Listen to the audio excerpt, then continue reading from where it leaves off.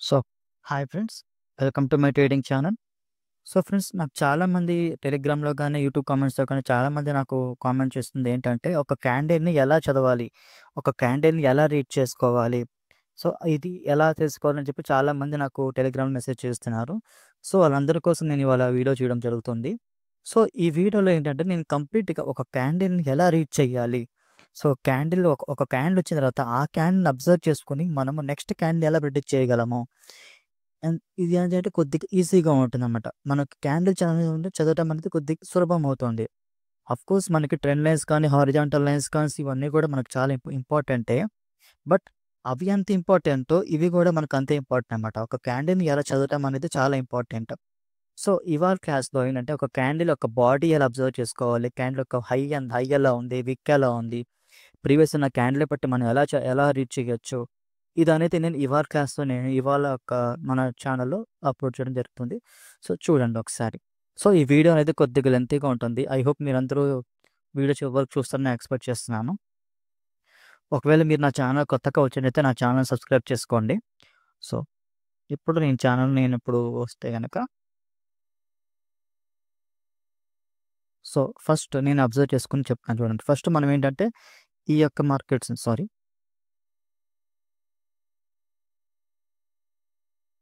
So, first ఏంటంటే మనము ఏది మనం ఇక్కడ ఏవైతే కనిపిస్తున్నాయో ఈ క్యాండిల్‌ని ఒక స్క్రీన్‌షాట్ తీసుకున్నాను. సో, ఇందులో కొన్ని పాయింట్స్ నేను చెప్తాను. మనం అబ్జర్వ్ చేసుకోవాల్సిన పాయింట్స్ ఏంటనేది మొత్తం క్లియర్‌గా ఎక్స్‌ప్లెయిన్ చేస్తాను. సో, ఫస్ట్ నేను చెప్పే ట్రేడ్ ఏంటిదంటే so, first let me observe this one అండి. సారీ.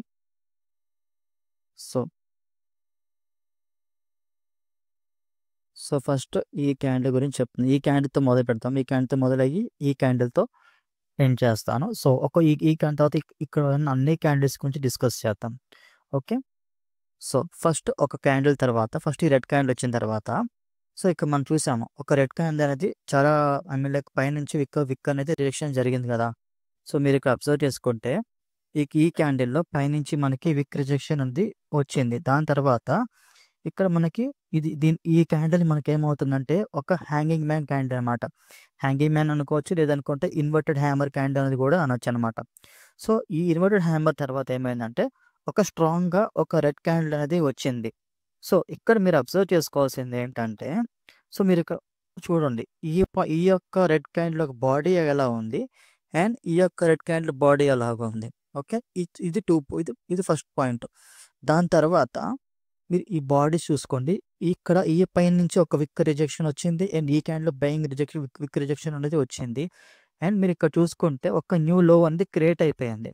ఓకే. న్యూ లో క్రియేట్ అయిపోయింది. అండ్ దట్ టూ ఇక్కడ చూసుకుంటే మార్కెట్ అనేది ఒక క్లియర్ డౌన్ ట్రెండ్ అనేది వస్తుంది కదా! సో, ఇక్కడ మనం అబ్జర్వ్ చేసుకోవాల్సిందల్లా అదే. ఓకే. సారీ. సో, ఇప్పుడు మీరు చూడండి. ఈ ఫస్ట్ క్యాండిల్‌తో పోల్చుకుంటే మనకి ఫస్ట్ క్యాండిల్‌తో పోల్చుకుంటే సెకండ్ క్యాండిల్ బాడీ ఇంక్రీజ్ అయింది కదా! సెకండ్ క్యాండిల్ బాడీ ఇంక్రీజ్ అయ్యింది. అండ్ థర్డ్ మనకిక్కడ న్యూ లో అనేది క్రియేట్ అయింది. న్యూ లో క్రియేట్ అయిన తర్వాత ఈ క్యాండిల్ బాడీ బట్టి మనం ఇక్కడ చూసుకుంటే థర్డ్ క్యాండిల్ మీద మనము షార్ట్‌గా ఒక డౌన్ ట్రెండ్ అనేది తీసుకోవచ్చనమాట. సో, ఎందుకంటే ఫస్ట్ క్యాండిల్‌తో పోల్చుకుంటే సెకండ్ క్యాండిల్ స్ట్రాంగ్‌గా వచ్చింది. అండ్ ఈ క్యాండిల్ పైనుంచి విక్ రిజెక్షన్ వచ్చింది. ఈ క్యాండిల్ పైనుంచి విక్ రిజెక్షన్ వచ్చింది. అండ్ కింద న్యూ లో కూడా క్రియేట్ అయిపోయింది. సో, చాలామంది ఇక్కడ ఏమనుకుంటారంటే ఇక్కడ సపోర్ట్ ఉంది గదా! సపోర్ట్ ఉంది కాబట్టి సపోర్ట్ దగ్గర నుంచి ఇక్కడ రిజెక్షన్ తీసుకోవచ్చు కదా! బై తీసుకోవడానికి చూస్తారు. బట్ ఇక్కడేంటంటే సపోర్ట్ ఉన్నా కూడా ఇక్కడ మీరు అబ్జర్వ్ చేసుకోవాల్సింది ఏంటిది? ట్రెండ్ ఎలా ఉంది చూసుకోండి. మీరు ఈవెన్ దో ఎస్ఎం అప్ చూపిస్తున్నా సరే so, even though S M up చూపించినా సరే మీరు అబ్జర్వ్ చేయాల్సిందల్లా candle body. So, candle body ఎలా ఉన్నది అనేది ఇంపార్టెంట్. మీకు సపోర్టా, రెసిస్టెన్స్ అనేది ఇంపార్టెంట్ కాదిక్కడ. మీకు ఒక్కొక్కసారి మన క్యాండిల్స్ బాడీ బట్టి కూడా సపోర్ట్, రెసిస్టెన్స్ అనేది వర్కౌట్ అవుతుంది. మీరు సపోర్ట్ అనేది ఉన్నా గూడా అక్కడ క్యాండిల్ బాడీ స్ట్రాంగ్‌గా ఉన్నప్పుడు మీరు సపోర్ట్ కానీ లేక బై తీసుకున్నా, సెల్ తీసుకున్నా అది రివర్స్ అయ్యే ఛాన్స్ ఉంది. బికాస్ ఆఫ్ క్యాండిల్ బాడీ అనమాట. సో, ఈ ఆల్ కన్ఫర్మేషన్స్‌తో మనం ఈ క్యాండిల్ మీద మనం షార్ట్‌గా మనం ప్రిడిక్ట్ చేసుకోవచ్చనమాట. ఓకే. సో, ఐ హోప్ ఈ ఫస్ట్ క్యాండిల్ అర్థమైంది అనుకుంటున్నాను. ఓకే. అండ్ నెక్స్ట్ కరెక్ట్‌గా ఇక్కడ చూడండి. కరెక్ట్‌గా ఈ లెవెల్ వచ్చింది గదా! ఈ లెవెల్ రాంగానే ఒక డౌన్ అనేది వచ్చింది గదా! సో, తర్వాత ఇక్కడ మనకి సపోర్ట్ ఈ ఏరియాలో కూడా దీన్ని కూడా సపోర్ట్ ఏరియా కింద అనుకోవచ్చు. ఓకే. ఈ ఏరియా కింద సపోర్ట్ కింద అనుకోవచ్చు. కరెక్ట్‌గా ఇది టచ్ అయ్యి మనకి మనం ఏంటంటే ఒక క్యాండిల్ విన్ అయిన తర్వాత వెంటనే మళ్ళీ అప్, డౌన్ తీసుకోకూడదు. ఒక క్యాండిల్ కోసం మనం వెయిట్ చేయాలి. బికాజ్ ఇక్కడ సపోర్ట్ కోడ్ ఉంది కదా! సో, జస్ట్ మనం ఒక క్యాండిల్ కోసం మనం వెయిట్ చేయడం తప్పులేదనమాట. ఒక క్యాండిల్ కోసం వెయిట్ చేయొచ్చు. ఓకే. సో, తర్వాత ఏమైందంటే ఇక్కడ మీరు చూడొచ్చు. ఈ యొక్క బయర్స్ అనేవాళ్ళు ఇక్కడ స్ట్రాంగ్‌గా ఉన్నారు. సో, దాని వల్ల ఏంటంటే మనకి బయర్స్ అనేవాళ్ళు వచ్చారు. ఓకే. సో, దాని తర్వాత ఇక్కడ మీరు చూసుకోవచ్చు. ఈ క్యాండిల్ బాడీ అబ్జర్వ్ చేసుకోండి. మీరు ఈ క్యాండిల్ బాడీని అబ్జర్వ్ చేసుకుంటే అండ్ ఈ యొక్క క్యాండిల్ బాడీని అబ్జర్వ్ చేసుకోండి. ఓకే. ఈ క్యాండిల్ బాడీ ఎలాగుంది అండ్ ఈ క్యాండిల్ బాడీ ఎలాగుంది. అండ్ దట్ టూ ఇక్కడ ఈ క్యాండిల్‌లో విక్ ఎక్కడ ఉంది అండ్ ఈ క్యాండిల్‌లో విక్ ఎక్కడ ఉంది చూసుకోండి. ఓకే. సో, ఐ హోప్ మీకు అర్థమవుతుంది అనుకుంటున్నాను. చూసుకోవాల్సిందల్లా ఈ క్యాండిల్ బాడీ ఎలా ఉంది. బాడీ చాలా స్ట్రాంగ్‌గా ఉంది. అండ్ దాని తర్వాత ఈ క్యాండిల్ బాడీ చూసుకోండి. చాలా వీక్ అయిపోయింది. కంపేర్ టు ఈ యొక్క బాడీతో పోల్చుకుంటే ఈ బాడీ అనేది తగ్గిపోయింది. తగ్గిపోయిన తర్వాత తగ్గిపోయిన తర్వాత ఏమైంది? ఈ క్యాండిల్ విక్‌తో పోల్చుకుంటే ఈ కింద ఒక న్యూ లో అనేది క్రియేట్ అయిపోయింది. సో, అంటే బయర్ బాడీ అనేది తగ్గిపోయింది కంప్లీట్‌గా. తగ్గిపోవడంతో అండ్ ఇక్కడ మనకి ఎవరున్నారు? సెల్లర్ స్ట్రాంగ్‌గా ఉన్నారు. అండ్ ట్రెండ్ ఎలా వస్తుంది? డౌన్‌గా వస్తుంది. సో, మనము ఈ క్యాండిల్ మీద కూడా మనము షార్ట్‌గా మనము డౌన్ ట్రెండ్ అనేది తీసేసుకోవచ్చు. వితౌట్ ఎనీ డౌట్ అనమాట. ఓకే. సో, ఇలా మనం ఏంటంటే ఒక ముందున్న క్యాండిల్ బట్టి మనము నెక్స్ట్ క్యాండిల్ ప్రెడిక్ట్ చేసుకోవడం ఈజీ అనమాట. సో, ఐ హోప్ ఇది అర్థమవుతుంది అనుకుంటున్నాను. Next coming to the next candle. So, ఈ క్యాండిల్ డౌన్ ఎందుకు వచ్చిందని అనుకోవచ్చు. సో, ఈ క్యాండిల్ డౌన్ ఎలాగంటే మనం చూసుకోవచ్చు. మార్కెట్ ఎలా వస్తుంది? కంప్లీట్‌గా డౌన్ ట్రెండ్ వస్తుంది. ఈ డౌన్ ట్రెండ్ వస్తున్నప్పుడు ఒక బయింగ్ క్యాండిల్ తర్వాత ఒక సెల్లర్ క్యాండిల్ అనేది వాళ్ళు వచ్చారు. సో, మనం ఇక్కడ ఇంకో పాయింట్ ఏంటంటే చాలామంది ఏమని అబ్జర్వ్ చేస్తారంటే ఇక్కడ ఎస్ఎంఏ అనేది 50 అనేది ఏం చూపిస్తుంది? ఒక బై సైడ్ చూపిస్తుంది. అంటే బయర్స్ అనేవాళ్ళు వస్తున్నారు అన్నట్టు అంటే లైక్ ఒక అప్ ట్రెండ్ టైప్‌లో చూపిస్తుందన్నమాట ఎస్ఎంఏ అనేది. బట్ ఇక్కడ చూసుకుంటే ఈ యొక్క క్యాండిల్ మనం let me clear all this. So, మనం ఈ క్యాండిల్ మనం అబ్జర్వ్ చేసుకోండి. ఈ క్యాండిల్ మీరు చూసుకుంటే పైన విక్‌ని చూసారా? ఈ విక్ అనేది ఒక న్యూ హై అనేది క్రియేట్ చేసింది. సో, విక్స్ హైస్ కొంతమంది విక్స్ హైస్‌ని బట్టి కూడా కొంతమంది ట్రేడ్ చేస్తూ ఉంటారు.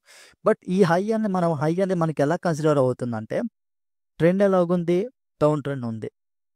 సో, అండ్ మనం ఇక్కడ నెక్స్ట్ బై తీసుకోలేము. మనం జస్ట్ ఒక బయర్ క్యాండిల్ అబ్జర్వ్ చేసుకొని మనం బై అనేది తీసుకోలేము. తీసుకుంటే ఏమవుతుంది? లాస్ అవుతాము.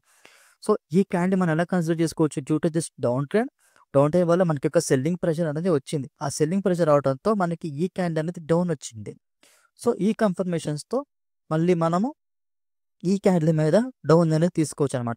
ఒకవేళ నిజంగా బయర్స్ అనేవాళ్ళు అంత స్ట్రాంగ్‌గా ఉండేవాళ్ళైతే మనకి ఈ బయర్స్ తర్వాత మళ్ళీ బయర్సే రావాలి. బట్ అలా రాకుండా బయర్స్ వీక్ అయ్యారు కాబట్టే కదా మనకు సెల్లర్స్ అనేవాళ్ళు వచ్చారు. అంటే మేము ఇంకా చనిపోలేదు, మేము ఉన్నామని చెప్పి సెల్లర్స్ ఇంకా చూపిస్తున్నారనమాట. సో, ఈ ఆల్ కన్ఫర్మేషన్స్‌తో మనం ఈ క్యాండిల్ మీద మనము షార్ట్‌గా డౌన్ అనేది ప్రెడిక్ట్ చేసుకోవచ్చనమాట. Okay. So, and coming to this candle. So, third red candle. So, ఈ థర్డ్ రెడ్ క్యాండిల్ మనం చూసుకున్నామంటే మీరు ఇక్కడ చూసుకోవచ్చు. ఈ కంపేర్ టు ఈ యొక్క బాడీతో చూసుకుంటే ఈ యొక్క సెల్లర్ క్యాండిల్ కంప్లీట్‌గా వీక్ అయిపోయింది. ఓకే. వీక్ అయిపోయిన తర్వాత మీరు చూడండి కింద నుంచి సెల్లింగ్ రిజెక్షన్ వచ్చింది. పైనుంచి బయింగ్ రిజెక్షన్ ఇవన్నీ ఉన్నాయన్నమాట. అండ్ కంపేర్ టు బాడీ అనేది కూడా తగ్గిపోయింది. సో, మనం ఒక క్యాండిల్ కోసం మనం వెయిట్ చేయాలి. సో, క్లియర్ కన్ఫర్మేషన్స్ అనేవి ఎక్కడ లేవన్నమాట. సో, బయర్ క్యాండిల్ అనేది వచ్చింది. సో, ఈ బయర్ క్యాండిల్ వచ్చిన తర్వాత మనం ఇక్కడ చూసుకోవాల్సింది ఏంటిది? కంపేర్ టు ఈ బయర్ బాడీతో పోల్చుకుంటే ఈ బయర్ బాడీ అనేది ఇంక్రీజ్ అయ్యింది. బట్ ఇక్కడ నేను చూసే ఇంకో పాయింట్ ఏంటంటే ఎస్ఎంఏ చూడండి. సో, ఎస్ఎంఏ చూస్తే మనకి డౌన్ అనేది చూపిస్తుంది. అండ్ ప్రీవియస్‌గా మీరు ఇక్కడ చూసుకుంటే ఒక లైక్ ఒక సపోర్ట్ అనేది కూడా ఉంది. అంటే సపోర్ట్‌ని బ్రేక్ చేసింది ఇక్కడ. ఇక్కడ చూడండి ఈ ఏరియాలో సపోర్ట్ అనేది ఉందన్నమాట. ఆ సపోర్ట్‌ని బ్రేక్ చేసి కిందకొచ్చింది. సో, బెటర్ మనము ఈ క్యాండిల్ కోసం కూడా నెక్స్ట్ క్యాండిల్ కోసం కూడా మనం వెయిట్ చేస్తుంటుంది. సో, మనం సారీ. సో, ఇక్కడ చూడండి. మనకేంటంటే ఈ యొక్క సెల్లర్ అనేది చాలా స్ట్రాంగ్‌గా వచ్చింది. ఓకే. ఈ సెల్లర్ స్ట్రాంగ్‌గా వచ్చింది. అండ్ కంపేర్ టు ఈ యొక్క సెల్లర్ చూసుకోండి. బాడీ ఎలా ఉంది మనకి?